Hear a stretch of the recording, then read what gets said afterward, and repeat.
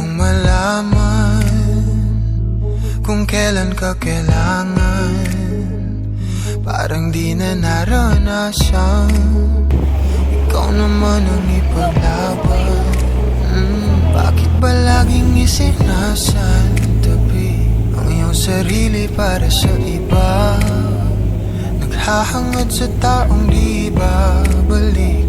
Subukan mo namang magpahinga at dahan-dahang higaang katawan ng iyong wala mong di ka nag-iisa. Halika na't di kailangang pilitin, dahil para sa akin ika'y mahalaga. Meron ngang puso, ngunit hindi mo nakikita ito.